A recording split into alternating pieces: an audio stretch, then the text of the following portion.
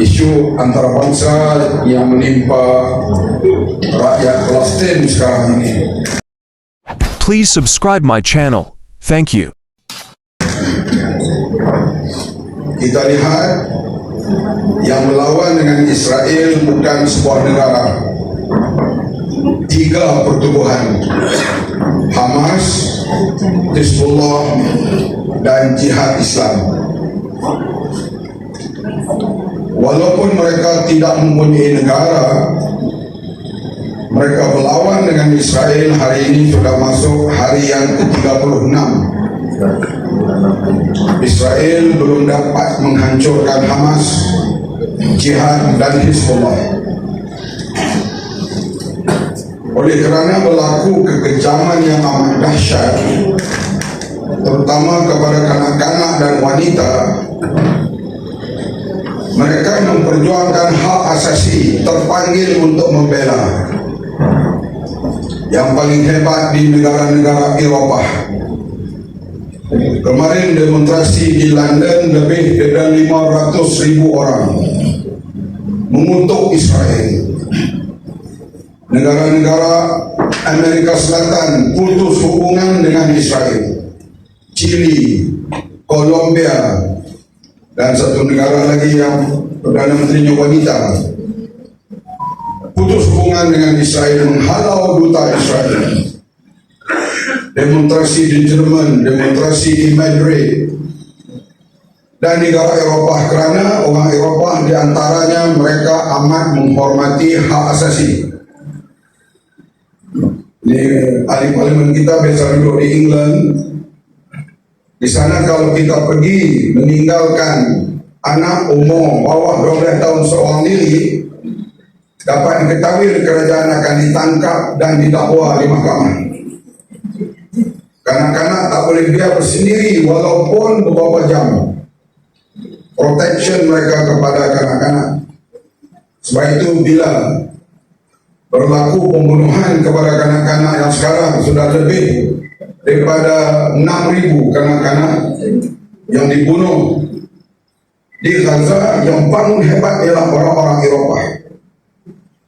Sebaliknya negara-negara orang Islam, negara Arab mendiamkan diri.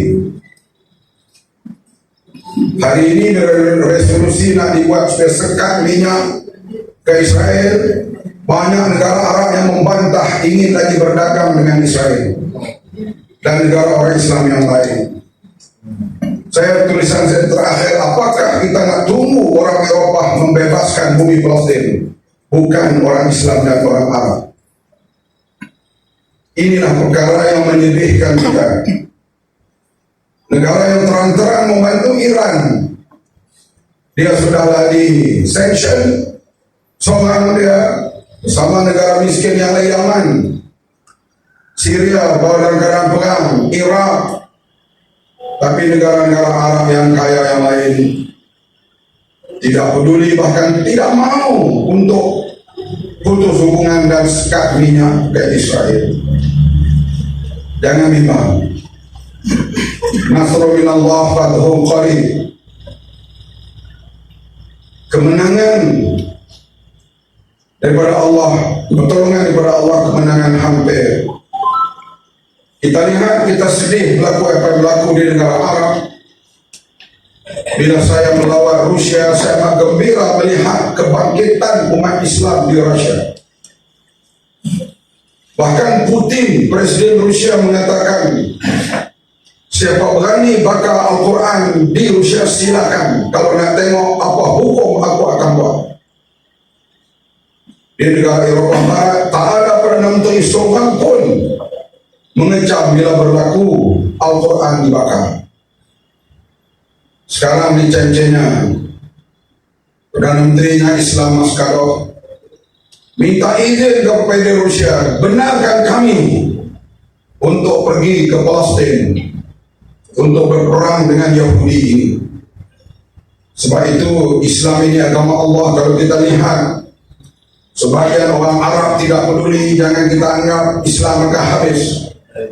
Allah jelmakan kebangkitan itu di lain-lain tempat yang paling kita tidak menyangka. Kawasan Kaukasus ini kawasan yang di selatan sebelah Rusia ini yang pernah melahirkan dahulunya cendekiawan-cendekiawan Islam seperti Imam Ghazali, Al-Farabi, Khwarizmi, dan tokoh Ibn Sina, semua ini dari sebelah yang membawa satu tamadun Islam ketika dulu dan sekarang sedang muncul semula. Negara Arab masih lagi nak meneruskan terbang ke Tel Aviv, dan ada negara Islam yang lain juga nak berhubung lagi dengan Israel dalam suasana perang yang tidak ikut peraturan langsung.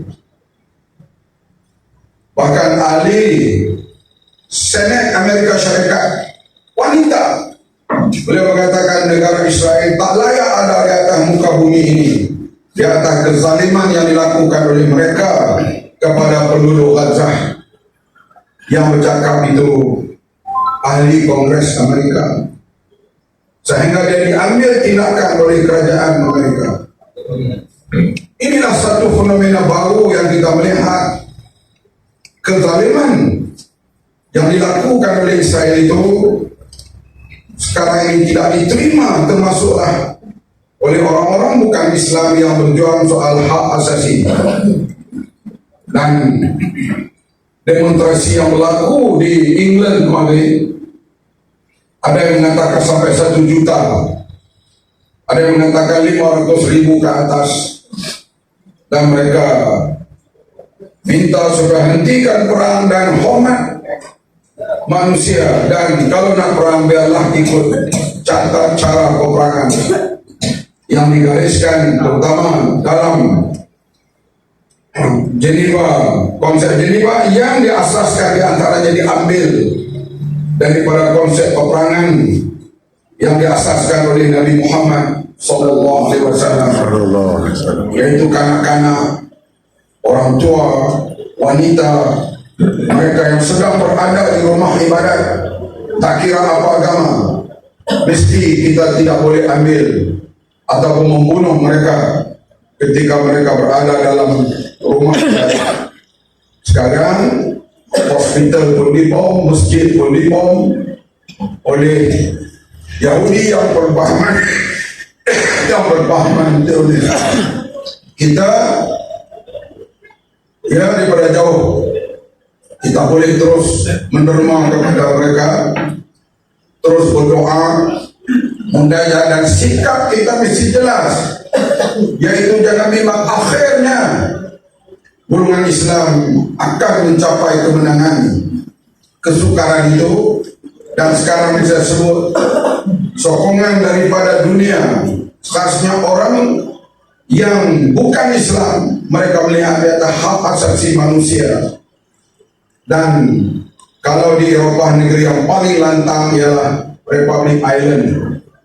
Kalian tahulah yang ibu negerinya Dublin, dan ini negeri yang paling lantang membela rakyat Palestin sekarang ini.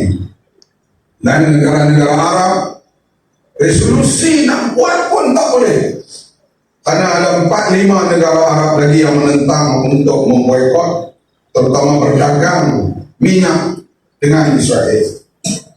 Jangan kita bimbang, makaru makarullah wallahu khairul makirin.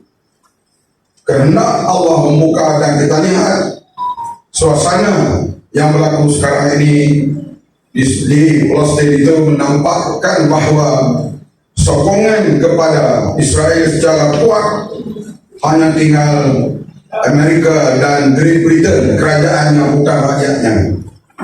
Lain negara mengambil sikap membela rakyat Palestin di sudut hak asasi, dan sampailah ke peringkat hak untuk mereka kembali ke tanah air mereka. Mereka dihalau secara paksa sejak tahun 47-48 melalui peristiwa Nakba. InsyaAllah kita daripada jauh akan terus berdoa membantu apa yang kita mampu, dan saya sendiri mengikuti perkembangan setiap hari.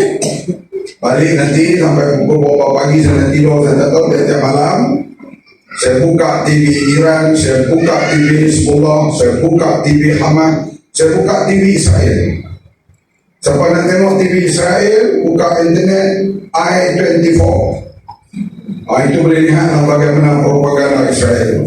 Saya buka juga TV Rusia, yaitu RT News. Maka kita dapatlah buat perbandingan. Kita boleh tahu negara mana yang menyokong, negara mana yang menentang, dan boleh melihat bagaimana pergolakan yang berlaku di bumi Palestin itu. Secara umumnya, kita umat Islam belum lagi merdeka. Sebab kita merdeka bila kita ziarah dan umrah. Kita mesti ziarah dan umrah 3 tempat. Umrah tentulah di Mekah. Tapi ziarah kita belum lengkap. Bila kita ziarah dan umrah, kita kena umrah, yaitu dari Baitullah, sa'i tawaf. Kemudian kita kena ziarah Masjidil Nabawi, kena ziarah Masjidil Aqsa. Selagi kita tak boleh ziarah Masjidil Aqsa secara bebas, selagi itulah umat Islam belum merdeka. Kamu telah tunjuklah misalnya melintang ke, pangkat 5 bintang, 10 bintang terbau ke, kita belum tahrir, kita belum lagi merdeka. Kemerdekaan awal lepas Nabi Muhammad wafat tak berapa tahun dibuat di zaman Khalifah Umar Al-Khattab. Kemudian pihak musuh ambil dan tawan kembali, dibebaskan semula oleh Salahuddin Al-Ayyubi. Kemudian ditawan semula tahun 17 oleh British sampai hari ini. Lebih 100 tahun kita tidak boleh pergi secara bebas ke Masjidil Aqsa. Artinya umat Islam belum merdeka. Walaupun kita ada sekarang lebih, sudah hampir 3 bilion di atas muka bumi ini, kita masih lagi tidak merdeka karena kita tidak bebas untuk ziarah kiblat kita yang pertama, kiblatain, yaitu sebelum dipindahkan arah kiblat ke Ka'bah, kiblat kita ke Masjidil Aqsa. Jadi kita tak dapat ziarah tempat itu secara bebas. Maka selagi itulah seluruh umat Islam di atas muka bumi ini belum merdeka. Itu minum dah, jalan kena tunduk sikit, jangan kat muka tu. Tak boleh, kita belum merdeka. Kita mesti tahu-tahu. Gitu. Dan bahawa kita akan insyaAllah letak zaman kita, zaman anak cucu kita akan dapat kemerdekaan itu insyaAllah.